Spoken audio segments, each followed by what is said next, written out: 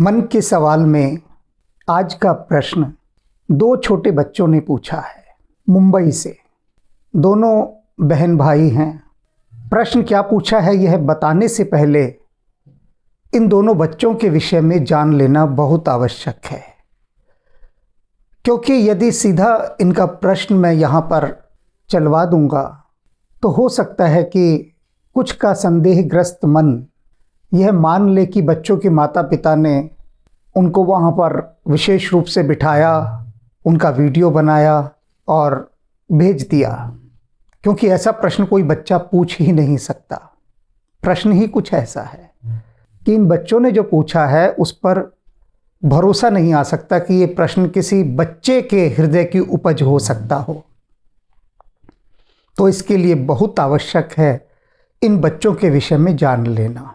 बच्चों के नाम है अथर्व और गिरीशा।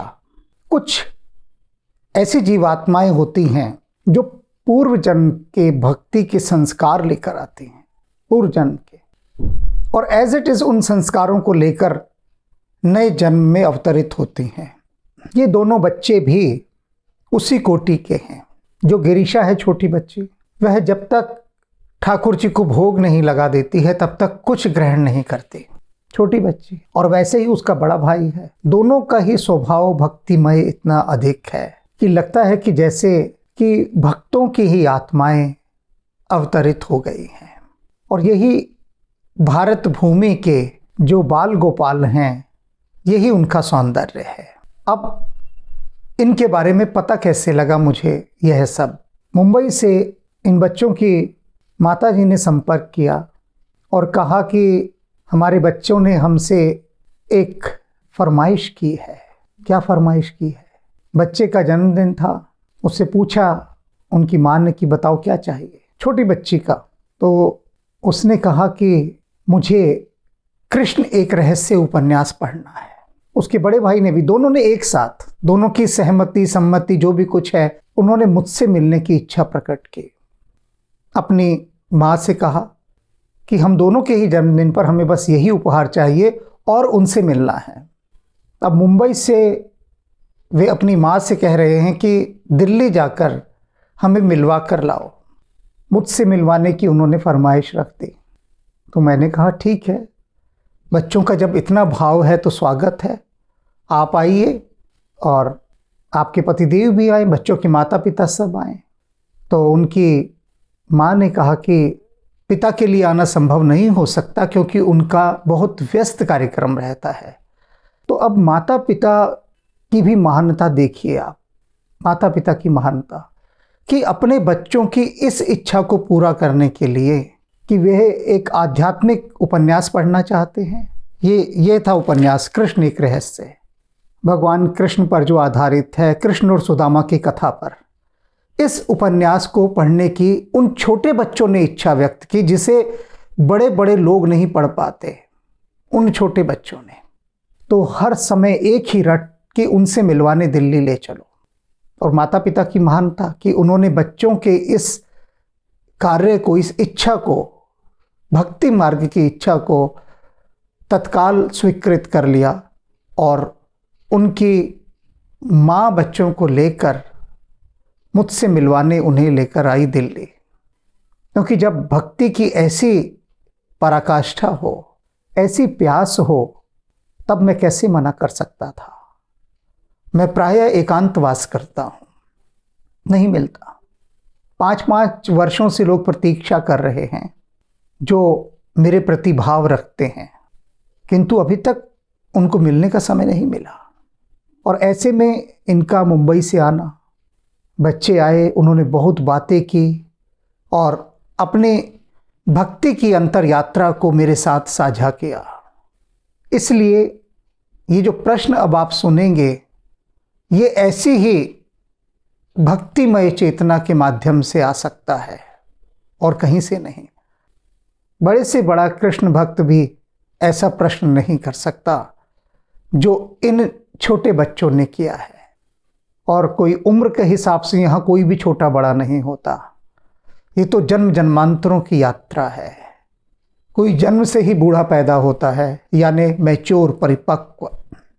तो आइए सबसे पहले इनका प्रश्न सुनते हैं और फिर इस प्रश्न के उत्तर की यात्रा पर आप सभी को साथ चलना है, क्योंकि ये गंगा स्नान है इस प्रश्न का उत्तर। प्रश्न सुनते हैं। प्रणाम गुरुजी। राम राम। गुरुजी, मेरा नाम अथर्व शर्मा है। मैं मुंबई से बोल रहा हूँ। मैं 7वीं कक्षा में पढ़ता हूँ। गुरुजी, मेरी बहन गिरीशा शर्मा ये 2री कक्षा में पढ़ती है। गुरुजी, मैं, मेरी बहन और मेरी मम्मी को श्री रामचंद्र जी और कृष्ण जी के बारे में सुनना, चर्चा करना, पढ़ना बहुत अच्छा लगता है। गुरुजी, हम आपकी जितनी भी वीडियोस आती है, रामचरितमानस, विनय पत्रिका, मन के सवाल, उन्हें नियमित तौर पर देखते हैं। गुरुजी, मेरे मन में एक प्रश्न उठा था कि कृष्ण जी ने सिर्फ बांसुरी को ही क्यों चुना, और भी तो संगीत वाद्य यंत्र थे। गुरुजी, कृपया कर मेरी इस शंका का समाधान कीजिए। धन्यवाद गुरुजी। प्रणाम। अथर्व और गिरीशा, सबसे पहले तो हनुमान जी के आशीर्वाद से, उनकी कृपा से तुम्हारा भक्ति और सेवा का मार्ग और अधिक प्रशस्त हो, ऐसी मेरी उनसे विनती है। यह प्रश्न कि कृष्ण ने बांसुरी को ही चुना, क्यों चुना, इस क्यों पर विचार करने से पहले हमें बांसुरी की संरचना पर विचार करना होगा कि बांसुरी बनती कैसे है। क्यों बांसुरी को इतना महत्व दिया भगवान श्री कृष्ण ने। बांसुरी को इंग्लिश में कहते हैं होलो बैम्बू, जो अंदर से खाली है। बांस की पोली पोंगरी। बांसुरी की सबसे बड़ी विशेषता होती है कि उसने अपने आप को भीतर से खाली कर दिया होता है, कुछ भी नहीं रखा अपने लिए। वह ना कुछ हो जाती है, कुछ भी नहीं। और सबसे पहले तो वो अपने उस हिस्से से ही कटकर अलग हो जाती है जो ठोस होता है। बांस का हिस्सा सामने आया और उसके बाद जब बांसुरी बनने की यात्रा शुरू होती है तो उसके भीतर का जो ठोस भाग होता है, भरा हुआ बांस, उसको खाली किया जाता है, निकाला जाता है, और वो बड़ा यातनापूर्ण काम होता है। आग के भीतर से होकर बांसुरी गुजरती है। बांसुरी में छेद किए जाते हैं, उसके लिए भी लोहे की गर्म सलाखों को इस्तेमाल किया जाता है, जैसे सोना आग में तपकर निकलता है। बांसुरी पर इस प्रकार से काम होता है। बांसुरी बिल्कुल खाली कर देती है खुद को, यानी वह मनुष्य जो स्वयं को खाली कर दे, कृष्ण उसे चुनते हैं। जब तक वह अपनी धारणाओं से भरा है, अपनी मान्यताओं से भरा है, तब तक कृष्ण उसे देखते भी नहीं। जिस दिन वह बांस अपने को बिल्कुल खाली कर देता है, भीतर से खोखला हो जाता है, कुछ नहीं रहता उसमें, ऐसा कुछ नहीं होता जो बाधा पहुंचाए, और ऐसा बांस लिया जाता है बांसुरी के लिए जिसमें कोई गांठ नहीं होती। गांठ को तुम समझ सकते हो, गिल्ट्स, किसी भी तरह की कोई गिल्टी नहीं होती, कोई गांठ नहीं होती, क्योंकि मनुष्यों के भीतर अनेक अनेक प्रकार की गांठें हैं। तो जब तक गांठ है, किस तरह की गांठ, इसे बस कुछ उदाहरणों के द्वारा मैं समझाऊंगा। किसी ने आपका अपमान कर दिया, अंदर एक गांठ बन गई। जब भी आप उस व्यक्ति को देखेंगे, आपके भीतर की वह गांठ, वह कुंठा आपको तकलीफ देगी और आप नफरत से भर भर जाएंगे कि इसने मुझे गाली दी थी। उसकी दी हुई गाली को आप संभाल कर यदि रखते हैं, सहेज कर रखते हैं भीतर, तो वह गाली गांठ बन जाती है। पक्की बात है, वो गांठ बनती है। और गांठ वाले बांस से कभी बांसुरी नहीं बनती। और इस प्रकार की न जाने कितनी गांठें बनी हुई हैं भीतर, अनंत गांठें। मनुष्य गांठों वाला ही एक बांस बन चुका है, जिसमें संभावना ही नहीं होती कि कहीं से भी उसको बांसुरी बनाया जा सके। और जब तक वह इन गांठों से मुक्त नहीं होगा, अहंकार की गांठ तो सबसे बड़ी गांठ है, सबसे बड़ी गांठ। हम यदि किसी के बारे में भी बुरा सोच रहे हैं तो समझ लीजिए कि वही गांठ सुचवा रही है बुरा। वही साधना काल में मैं अपने गुरुजनों से पूछा करता था कि अमुक अमुक आदमी ने मेरे साथ धोखा किया, छल कपट किया। बताया उनको कि जब भी मैं ये बातें याद करता हूँ मुझे बहुत तकलीफ होती है। तो गुरुजन बोले, होगी ही तकलीफ, तुम कांटों को छुओगे, आग को छुओगे और फिर कहोगे कि मुझे तकलीफ होती है। तो मैंने कहा मैं क्या करूं? उन्होंने कहा करना क्या है, कांटों को फूल बना दो और जो आग है उस आग को तुम बर्फ बना दो, फिर कुछ समस्या नहीं। मैंने कहा वह कैसे होगा?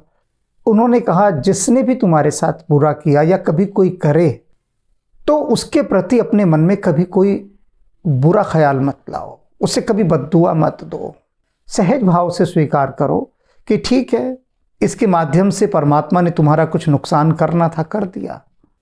जैसे जीसस को सूली पर टांग दिया और जीसस कह रहे हैं कि हे प्रभु इन्हें क्षमा करना, ये नहीं जानते क्या कर रहे हैं। कहते ऐसा प्रेम भरा चित्त लेकर आओ हृदय में, और जब हृदय में प्रेम ही होगा तो तुम शत्रु पर भी प्रेम बरसाओगे। तो इससे क्या होगा कि प्रेम का ये एक ऐसा रसायन है, राम रसायन तुम्हारे पासा, सदा रहो रघुपति के दासा। सुना है ना? ये प्रेम का एक ऐसा राम रसायन है कि ये भीतर कोई भी गिल्ट, कोई भी गांठ, कोई भी ग्रंथि, कोई भी कुंठा बनने नहीं देता। तो यदि सबसे पहली तैयारी करनी है स्वयं को बांस बनाने की, बिना गांठ का बांस, तो अपने भीतर की सारी कुंठाओं को निकाल दो।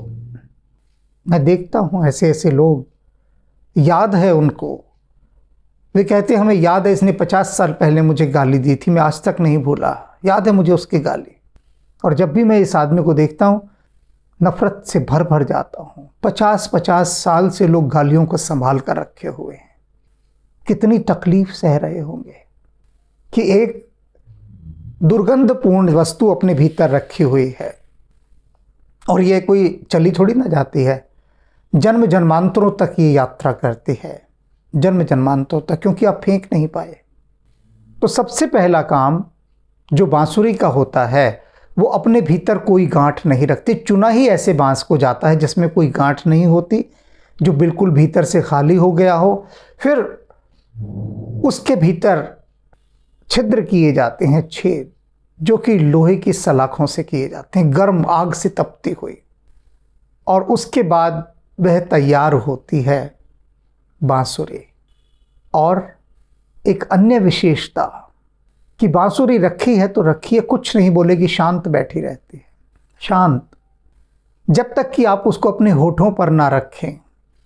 और जब आप अपने होठों पर रखते हैं तब ही वह बजती है, अन्यथा नहीं। उसका स्वर ही तभी निकलेगा जब आप होठों पर रखेंगे।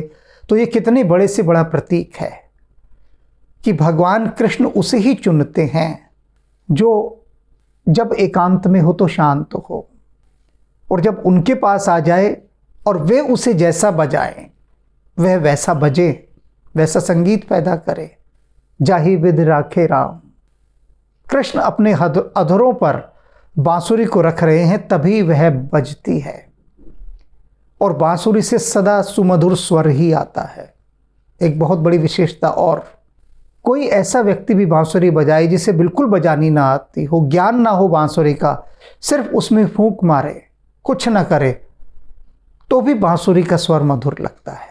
तो भी अर्थात क्या कि कोई दुष्ट व्यक्ति बांसुरी जैसे व्यक्ति को यदि सताता भी है तो भी बांसुरी जैसा व्यक्ति उसके लिए आशीर्वाद और शुभकामनाओं की ही वर्षा करता है, और यही कहता है कि हे प्रभु इन्हें क्षमा करना, क्योंकि ये नहीं जानते ये क्या कर रहे हैं। बांसुरी एक ऐसा दिव्य वाद्य यंत्र है जो वायु के प्रवाह से संगीतमय होता है, वायु के प्रवाह से। जैसे कि विंड चाइम्स आपने देखे होंगे कि हवा चलती है तब वो बजते हैं।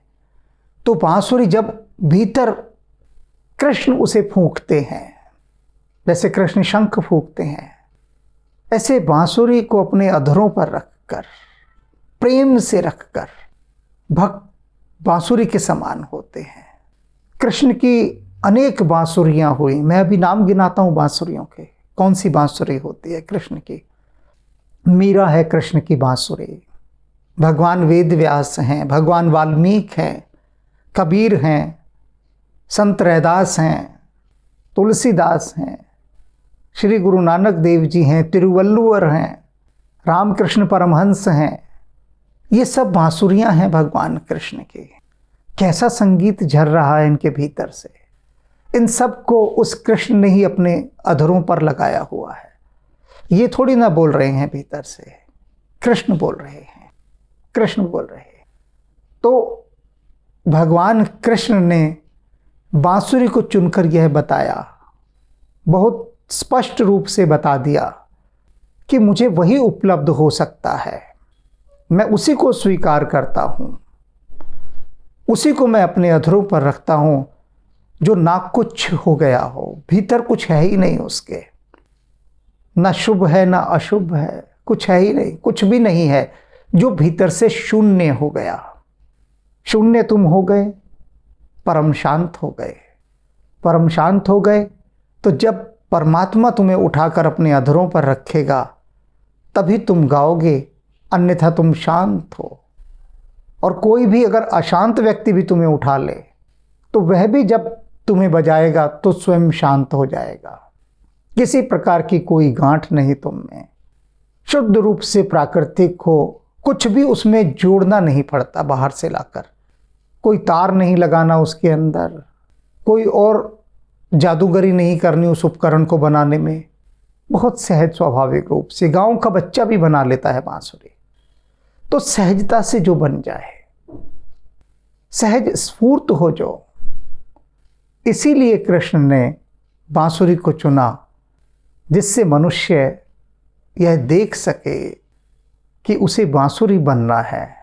बांसुरी बनेगा तो कृष्ण स्वयं उसे उठाकर अधरों से लगा लेंगे और समाधिस्थ हो उसके भीतर से संगीत पैदा करेंगे। कृष्ण का जो आकर्षण है वह उस बांसुरी के भीतर से संगीत बनकर झरेगा। तो आज के इस अति मूल्यवान प्रश्न के उत्तर के माध्यम से क्यों न हम सब बांसुरी होने की यात्रा पर निकलें। एक दिन में तो बनेगी नहीं बांसुरी, पहले तो भीतर का सब खोद खोद कर निकालना पड़ेगा जिससे भरे हुए हैं हम। गन्ना कितना मधुर होता है, मीठा। बांसुरी मीठी नहीं होती, फीकी होती है, एकदम नीरस। लेकिन बांसुरी से कितना संगीत झरता है। गन्ना कितना मीठा है लेकिन उसकी बांसुरी नहीं बना सकते, नहीं बना सकते, क्योंकि उसको अपने बहुत अधिक मीठे होने का भी अहंकार है। वो भरा है उस अहंकार से कि मैं कितना रसपूर्ण हूँ, कितना मीठा हूँ। वह खाली नहीं हुआ, खाली होना पड़ेगा। गन्ना जब अपना विकास करता है, बांस बनता है। गन्ना क्या है? बांस की ही एक प्रजाति है। पहले खुद को बांस बनाना होगा, फिर खाली करना होगा, और फिर अनेक यातनाएं सहनी होंगी बांसुरी बनने की। तब जाकर कृष्ण हमें अपने अधरों पर रखेंगे और उसी को कहते हैं जन्म सफल हो जाए।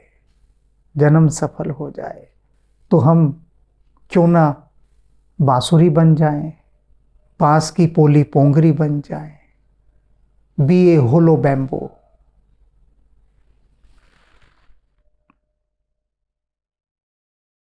हे अनादि अनंत तू